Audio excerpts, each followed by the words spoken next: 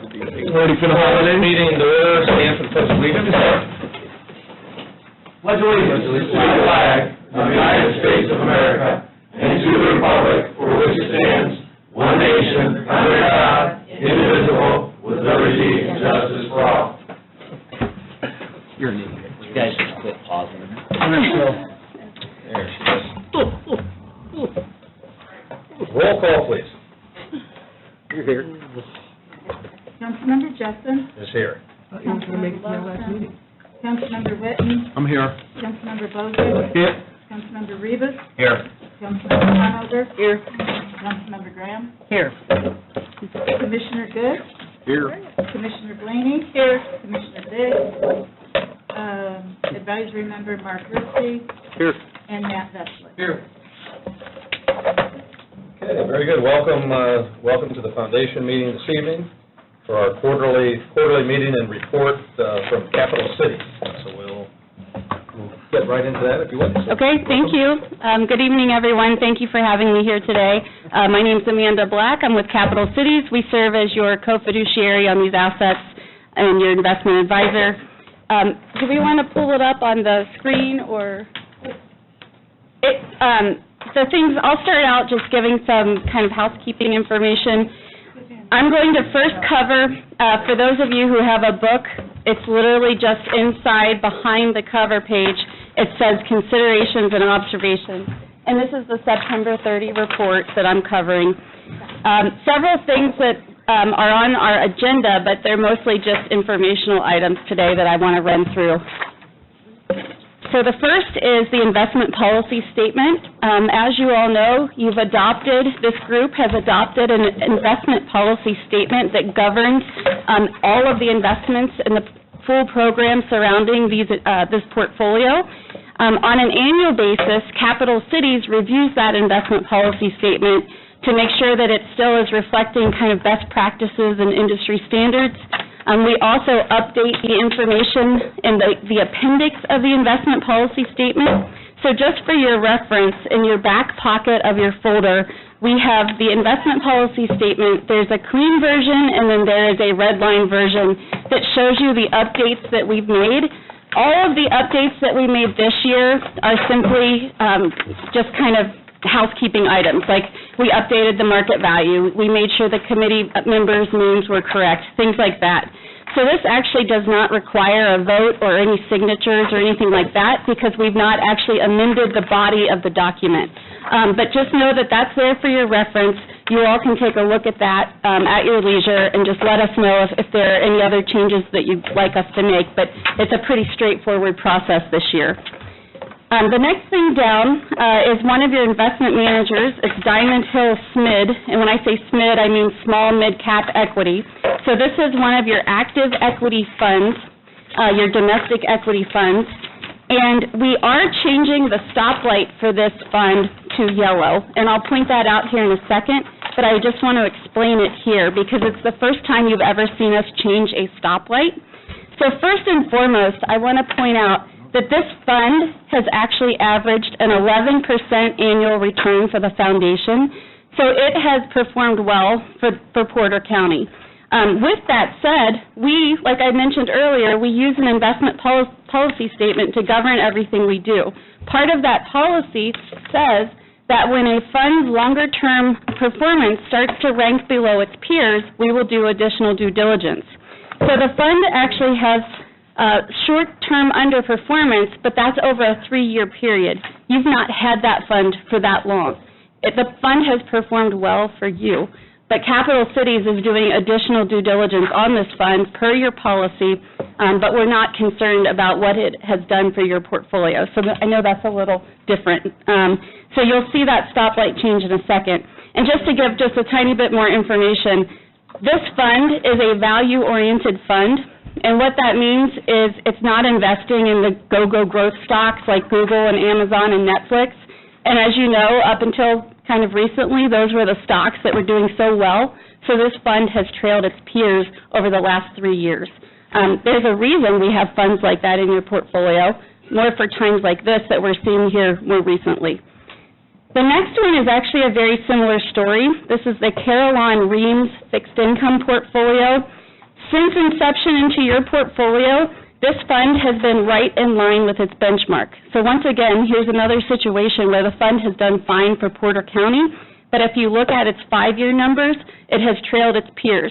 So we're again doing some additional due diligence here, but we still think it's playing an important role for your portfolio. A couple operational items at the bottom. As of June 30th, you might remember the last time we were here in August, we talked about the fact that the portfolio was starting to get close to its outer bounds to equity. So it was at a 44% equity mix, and your range allowed it to get up to 45%. So we recommended rebalancing at that time to take it back to that 40% target. So that happened in late August. And not that we can ever be exactly right with timing, that was very good timing to rebalance the portfolio and take some of that equity off the table. So that happened back in August. We always report on your externally held municipal bonds. That's the next note. I'm going to skip that. And then the last thing on this page is the Western Unconstrained Fixed Income Portfolio. This is just a really quick thing, but it resulted in some fee savings. And I'm on this page right here. It's this. Page 2, going back. Actually, page 0. Keep that other format. And it's right there. Thank you. Not that anyone can see it that far away, the print, so I apologize.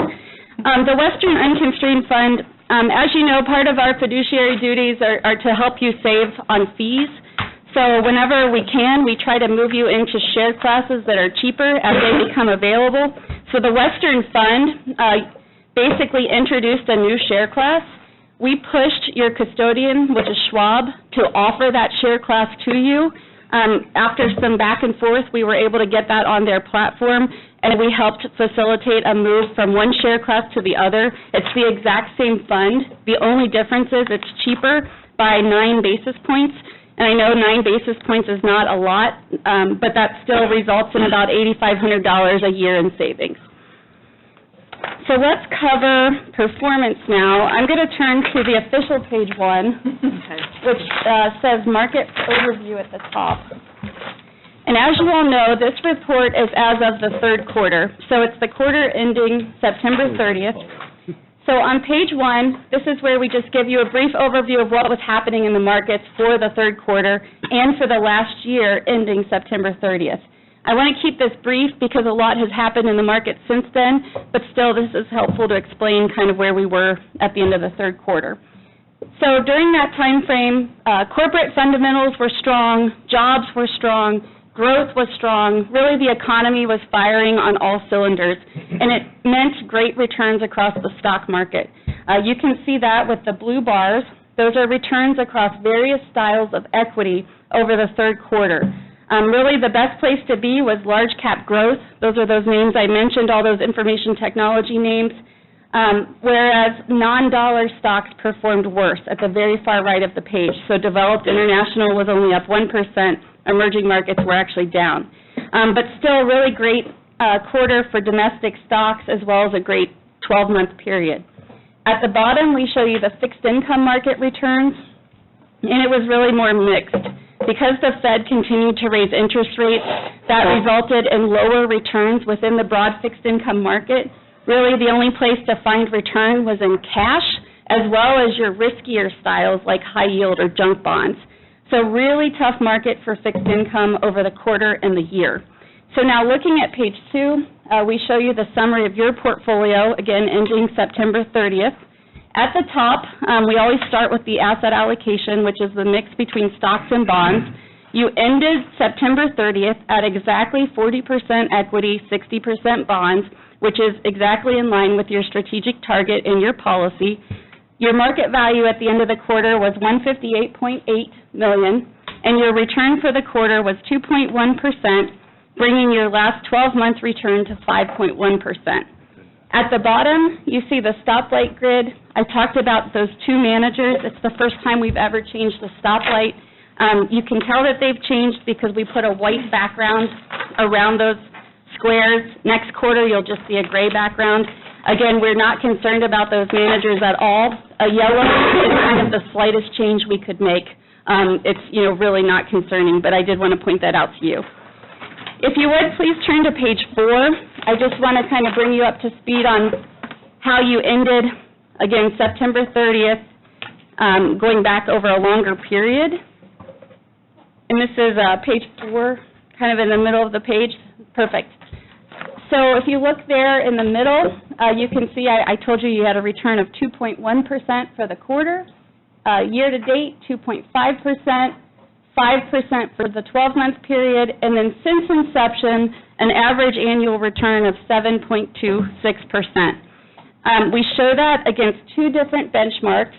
The first is the evaluation benchmark, which is basically a benchmark that is comprised to look like your managers only being passively managed. So that benchmark tells you how your managers are doing versus a passive benchmark. So have your managers added value? And indeed, they have about 75 basis points worth or so. And then the other target is the 5% target. It's just an absolute number that over the long haul you hope to earn on average with this portfolio. And so you can see that the since inception figure is exceeding both of those targets. Now, I did want to bring you up to speed on the fourth quarter, and this is not in your materials. This is hot off the press, so to speak. So I'm just going to give you some information that you'll have to write down because I don't have it again. So let me just kind of talk about what's been happening in the economy and in the markets here in October and November. It's really interesting because things are going really well in the economy. Again, jobs are great, GDP growth is great, corporate fundamentals are great. But all of those things are causing the Fed to say that we're going to continue on this tightening policy. So now it's more kind of projected that the Fed is actually going to follow through with all of these rate hikes. Probably another one in December and still potentially 3 in the next year. And that's really causing investors to be skittish. With this possible scenario where money is just not as easy to come by, where interest rates are higher and corporations can't just issue debt so easily, there's some concern that the high valuations we've reached, that the stock prices that these companies have reached are not sustainable. So that's causing investors to be very skittish. You're seeing the market up one day, down the next, up the next, and that's just really what we're dealing with. It's not because there's some sort of economic crisis looming. It's more of a market kind of sensitivity that's occurring. So with that said, we have your market value as of yesterday, and that number, and some of it is reflective of some cash outflow, so bear with me on this. You started the year, January 1, at $157.87 million. You had net outflows, meaning you took money out of the portfolio to put to good use in the community of $3.5 million, I'm rounding, and now you're sitting at a market value as of yesterday of $152.7 million. So that is a decline. This is the first time we're reporting a decline to you. You've had a negative return just this year. I'm not talking about since inception. I'm talking about year-to-date, 2018, of negative 1.47%. To put that into context, the broad U.S. stock market, large cap stocks, so large company stocks, are up about 1%. Small company stocks are down 1%. Mid-cap stocks are down 1%. International stocks are down 11%. And bonds, which you have 60% of in your portfolio, bonds are down 2%. So with that said, you're performing better than your benchmark, but it's still negative on an absolute basis. So I'll pause there. I know that's a lot of info, and kind of see what kind of questions you might have. So Amanda, that $152 million, that's through what date? Yesterday, November 26th. So a rainy day resolution was probably a good idea. There will be times Looking that like way. this.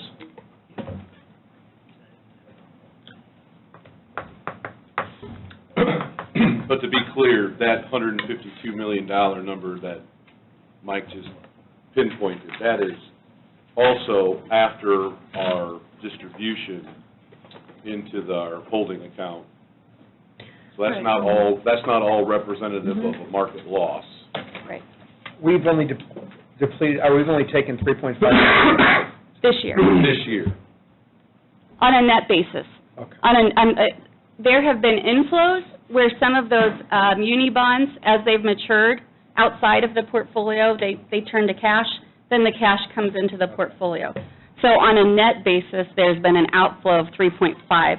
I believe the number that was taken out of the portfolio was 6.78, yeah, 6,785,000.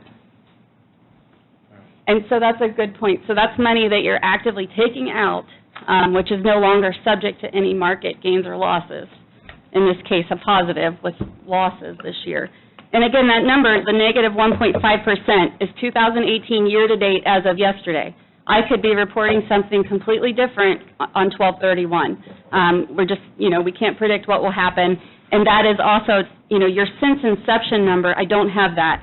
But it's still positive, absolutely positive. I mean, you've generated real money in this portfolio.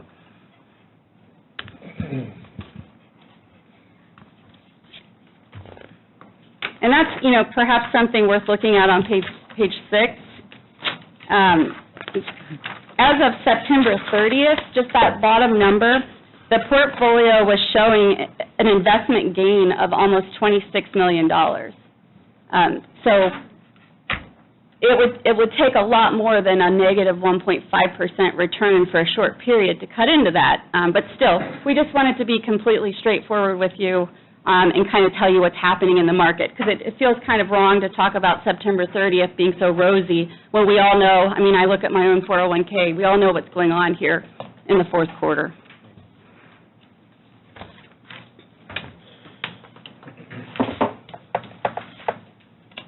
So, looking at this, your portfolio is still, it's doing better than its benchmarks. It's down, but it's not, we never want to see it down, but anytime you have exposure to the markets, you run the risk of being down. We're still very comfortable with the allocation. We're very comfortable with the underlying managers, particularly the fact that they're outperforming their benchmarks. So, this doesn't cause us to run, to the exits or anything like that, but as is the case, the market can change. What we'll do in the next quarterly meeting is give you kind of our full outlook. We'll set forth our fiduciary timeline for the year, and just keep monitoring things. I wouldn't mind if we regrouped in January. I guess I'd like to, even just for a little bit, I'd like to know sort of as of then, how we finish the year. Sure. Frankly, I don't really want to wait till March. I don't know how everybody else feels, but... How soon would you have that information? Well, I technically am telling you about yesterday, so we could, I might celebrate New Year's, but... Whatever that business day is, I'm on it. No, we're happy to pull something together. It's just, it won't look as formal as this with all the peer groups and analysis. That's okay. But as far as the performance and kind of what was working, what's not, we can get that within a matter of a couple days. Good, yes, let's plan. Let's plan something. Yep. Happy to do that. So there's only 2 more municipal bonds out there, 2 more payments, it looks like? Yes, and they mature really soon. Yeah, early 2019. Yep.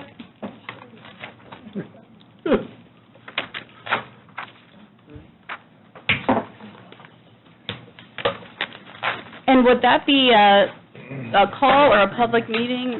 Or is that, okay, 21. That's perfect. So Portage has 1 left. Chester I will, has 1 we'll left. work with, you guys can get that. And I wouldn't think that would be a long meeting. I just kind of, maybe a quick Yep. day Well, on the year end. for and- sure. We got a couple new members that'll be coming on too, so. Okay. Sounds good.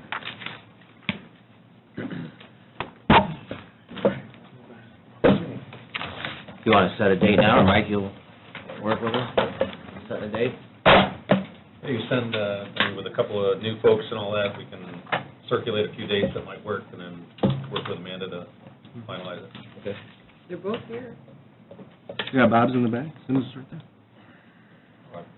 Bob and Tiny. You guys got a calendar? Yep. Yeah, I'm really any time at the beginning of January works for But you're saying me. the first is out. Yeah. Second week of January. I'll be here. Good. I really think you guys should try for the first. No.